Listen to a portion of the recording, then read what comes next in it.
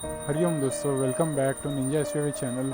आई am Saurabh Vishwakarma. आज आप देखने जा रहे हो और एक नया व्लॉग, और जो होगा part 3 of power of programming. तो इस वीडियो में आपको ये बताना चाहता हूँ कि काल चक्र क्या होता है, काल चक्र प्रोग्रामिंग के साथ हम किस तरह से रिलेट कर सकते हैं।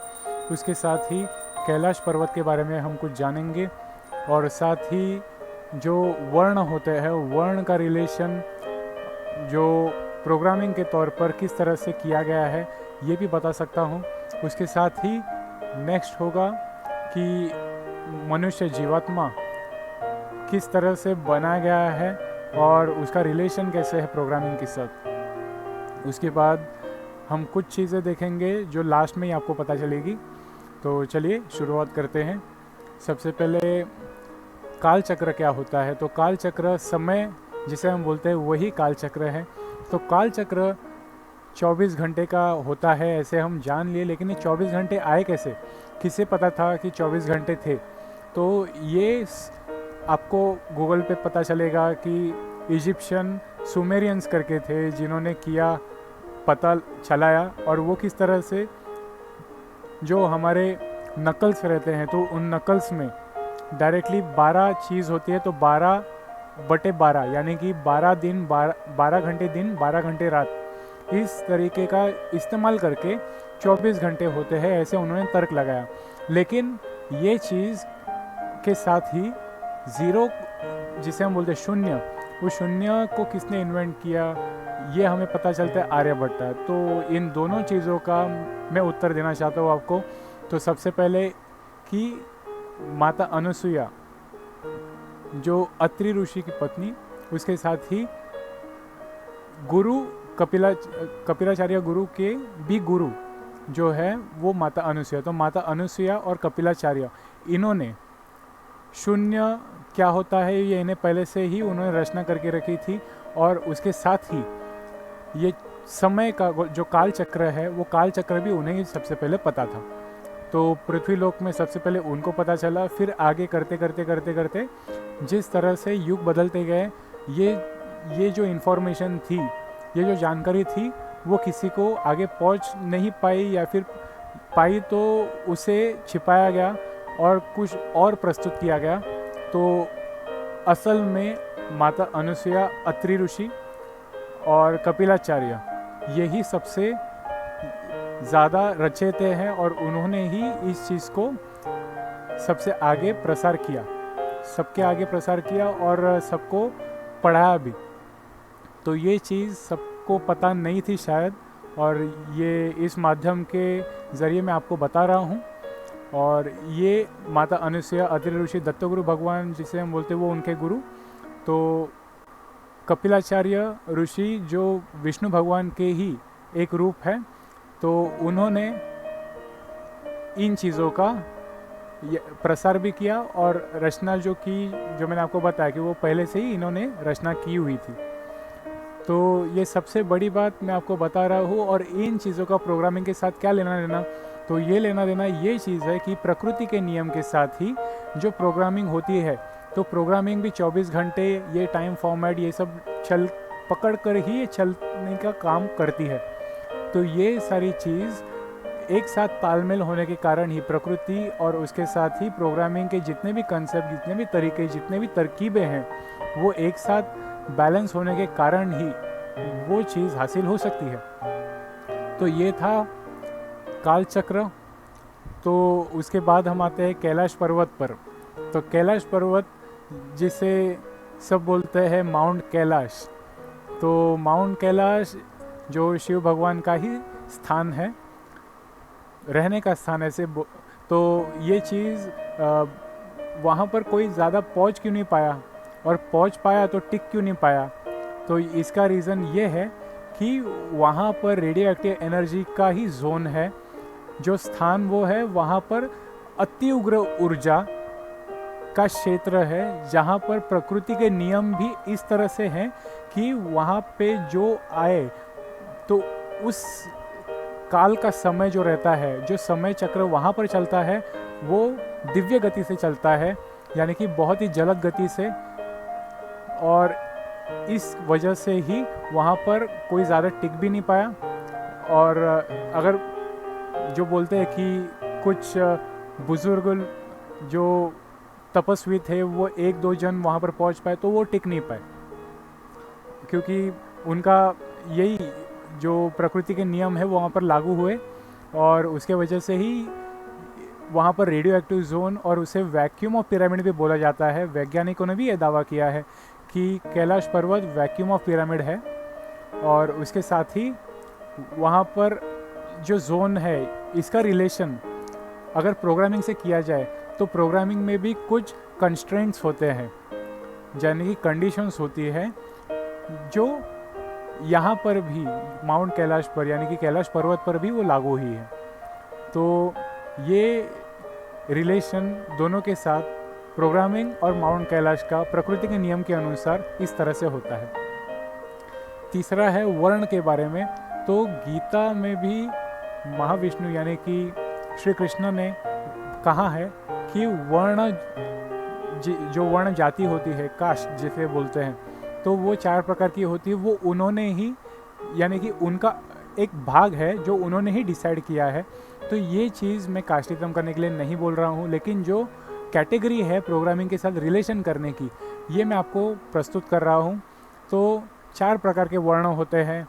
तो उसमें ब्राह्मण, क्षत्रिय, उसके बाद वैश्य और शूद्र, ऐसे 4 होते हैं। तो उसमें जो कैटेगरी होती है वो प्रोग्रामिंग में भी कुछ इस तरह से ही होती है, जैसे कि सुपर, नेव, सोफिस्टिकेटेड। तो इस तरह से ही और आगे होते हैं unsophisticated, sophisticated, expert, advance, intermediate, ऐसे जो कैटेगरीज होती हैं वो प्रोग्रामिंग में भी होती है। तो ये वाली चीज़ें मैं आपको बता रहा हूँ क्योंकि प्रकृति, अध्यात्म और प्रोग्रामिंग, इन तीनों का मिश्रण और तालमेल एक साथ ही है, ये आपको बताने की मैं कोशिश कर रहा हूँ। और अगर आप प्रोग्रामिंग समझ गए तो प्रकृति और उसके साथ ही अध्यात्म और उसके साथ परमात्मा के जो लागू हुए जो गुण या फिर क्षेत्र है वो आपको पता चल जाएंगे, इसमें कोई दो राय नहीं है। तो ये चीज़ आपको मैं बताने की कोशिश कर रहा हूँ। उसके साथ ही पावर ऑफ प्रोग्रामिंग इस तरह से ही होती है, और तर्क, विचार और उसके साथ ही उसका इम्प्लीमेंटेशन यानी कि जो अमल करना, ये चीज़ उसमें लागू होती है। तो इसके साथ ही आगे मैं आपको लेकर जा रहा हूँ। तो जीवात्मा का यानी कि मनुष्य का जो शरीर होता है, वो शरीर बनने के लिए भी कहीं बारीकी या फिर बारीक कामों का यूज़ किया गया है। तो इतने बारीक काम जैसे कि बुद्धि के अंदर भी बहुत सारे बारीक काम, और उसके साथ ही नस और रक्त जो रहता है, खून, लहू जिसे बोलते हैं, वो वाली चीज़ भी बनाने के लिए बहुत सारी ऊर्जा, उसके साथ ही अग्नि, प्राणमय देह, मनोमय देह, इन सभी का मिश्रण, उसके साथ ही जो तरंग रहते हैं, तरंग का भी समीकरण, ये सारी चीज़ों का जो कैटेगरी होती है, उनका इक्वेशन होता है, उनका समीकरण जो होता है, उसके साथ जो प्रोग्रामिंग स्क्रिप्ट जैसी बनाई जाती है, उसी तरह से इनका कैलकुलेशन भी होकर शरीर को दिया जाता है। और उस शरीर में अगर एनर्जी आ जाए, प्राण आ जाए, तभी ये फंक्शन करना काम करती है। उसी तरह से प्रोग्रामिंग भी काम करती है। और अगर आप बिल्डिंग बनाते हो तो बिल्डिंग के लिए बेस जिस तरह से लगता है, वैसे ही शरीर को हड्डियाँ लगती है। तो अगर हड्डी होगी, उसके साथ शरीर होगा, देह होगा, तभी आपका शरीर शरीर कहा जाएगा। और जो विचार और जितने भी अंतरंग के फंक्शनिंग होते हैं, कार्य होते हैं शरीर के और जीवात्मा मनुष्य के, वो भी इस बारीकी की वजह से ही और स्क्रिप्टिंग जो परमात्मा ने की है उसकी वजह से ही काम करती है। तो साइंटिफिकली भी देखा जाए तो बहुत सारी बारीक चीज़ें आपको पता चलेगी, और परमात्मा के प्रकृति नियम में भी देखा जाए तो ये सारी चीज़ें प्रोग्रामिंग से ही हासिल हुई है। लेकिन वो आध्यात्म के प्रोग्रामिंग से या फिर दैविक प्रोग्रामिंग से ये हासिल हुई है, लेकिन हुई तो है प्रोग्रामिंग। उसके साथ ही आपको बताना चाहता हूँ कि विश्वकर्मा भगवान, जो मैंने आपको लास्ट एपिसोड में द्वारका के बारे में बताया, तो द्वारका भी विश्वकर्मा भगवान ने ही बनाई थी। तो उन्होंने भी आर्किटेक्चर जो बनाया था वो उनके प्रोग्रामिंग स्क्रिप्ट से ही बनाया हुआ था, तो विचार तर्क ये सब लगा के ही उन्होंने किया था। तो ये भी एक पार्ट ऑफ प्रोग्रामिंग है। तो मॉडल बनाना, तो उन्होंने एक मॉडल बनाया था, तो द्वारका भी एक मॉडल ही था। तो ये चीज़ सबसे ज़रूरी है relation with power of programming के साथ। और सबसे अत्युत्तम उदाहरण और एक चीज़ है कि वेद व्यास और श्री गणपति, इन्होंने जो महाभारत की रचना की थी उसके साथ ही उनका जो प्लानिंग जो वेद व्यास जी ने की थी उनके विचार थे, और वही चीज़ जब लिखित तौर पर गणपति जी ने जब साकार की, तब आगे जो उनका तप, वेद व्यास जी का जो तप था उसके साथ ही महाभारत की रचना हुई और जो रियलिटी में उन्होंने प्रस्तुत की। तो ये प्रोग्रामिंग में भी हो सकता है। तो ये सारी चीज़ जो महाभारत में हुई थी वो पहले से लिखित थी, तो ये भी सबसे बड़ा उदाहरण है। और अंतिम में अभी आपको एक चीज़ बताने वाला हूँ, जो मैंने आपको बताया लास्ट में बताऊँगा।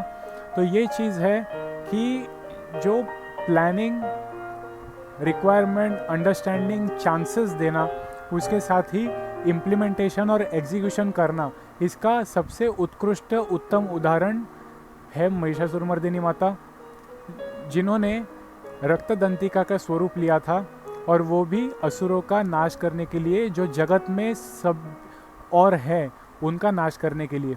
और वो भी कितने मिनट में उन्होंने किया रहेगा? 24 मिनट में, जिसे हम बोलते हैं एक घटिका। तो एक घटिका में उन्होंने जितने भी सृष्टि में असुर थे उनका नाश कर दिया था, उनका वध कर दिया था। तो ये भी एक प्री प्लान, डिसाइडेड और अपनी सक्षमता का एक समर्थ का अत्युत्तम उदाहरण है। और ये भी पूरा प्रोग्रामिंग स्क्रिप्ट ही है, जैसे कि क्रिएटर, मेंटेनर और डिस्ट्रॉयर जैसे ब्रह्मा, विष्णु और महेश है, उसी जैसे कि शंकर भगवान जो डिस्ट्रॉयर है, तो उसके साथ ही मेंटेनर और प्राण रचयिता यानी कि क्रिएटर, उनका भी एक स्क्रिप्ट यानी कि प्रोग्रामिंग उन्होंने पहले से ही तैयार करके रखी है, जो चलती रहती है, लेकिन वो प्रकृति के नियम के अनुसार। और आदि माता जो उनकी भी माँ है, तो वो भी एक प्रोग्रामिंग स्क्रिप्ट के ज़रिए एक प्रायोरिटी सेट किया हुआ है, जो फ्लैग मेंटेन करते हैं प्रोग्रामिंग में। उसी तरह से वो भी वहाँ पर एक फ्लैग मेंटेन किया है कि किस समय पर किस फ्लैग स्टेटस को सेट करना है या फिर रिसेट करना है, क्रिएटर का करना है, मेंटेनर का करना है, या फिर डिस्ट्रक्शन का करना है, या फिर अगर डिस्ट्रक्शन के पहले ही कुछ और करना है तो रक्तदंतिका माते का फ्लैग सेट करके उनको एक्टिवेट करना है। तो ये सारी चीज़ प्रोग्रामिंग में ही होती है। तो ये सब चीज़ मैं आपको क्यों बता रहा हूँ, क्योंकि रिलेट करना चाहता हूँ प्रकृति के नियम में और प्रोग्रामिंग में कितनी समानता है। और अगर ये प्रकृति के साथ ही अगर ये प्रोग्रामिंग जो सब करते यानी कि सब नहीं करते, लेकिन जो भी करते हैं, अगर प्रकृति के साथ उन्होंने करना स्टार्ट किया और वो आगे चले गए, तो अत्युत्तम आउटकम भी आ सकता है, लेकिन जो अच्छा हो। क्योंकि विनाशकारी विपरीत बुद्धि भी होती है, लेकिन वो नहीं होनी चाहिए, क्योंकि प्रकृति के नियम के आगे जो गया और अगर वो उस कंस्ट्रेंट में नहीं बैठता, तो जो 1% का जो परमात्मा एक व्यक्ति रहता है जो ये सब ऑब्जर्व करते रहता है, और अगर वो लाइन क्रॉस हुई, तब उसके आगे जो व्यक्ति गया है, यानी कि जो भी गया है प्रकृति के नियम के खिलाफ, तो उसके आगे क्या एक्शन लेना है वो बराबर जानता है। तो ये सारी चीज़ें भी ध्यान में रखते हुए प्रोग्रामिंग के कंस्ट्रेंट उधर भी लागू हुए हैं। तो इसी रिलेशन के बारे में आपको मैं बताना चाहता था, जो है प्रोग्रामिंग या फिर power of programming with power of nature. तो ये सारी चीज़ें आपको मैं पेश कर रहा था, और मुझे लगता है कि आज का वीडियो आपको अच्छा लगा होगा।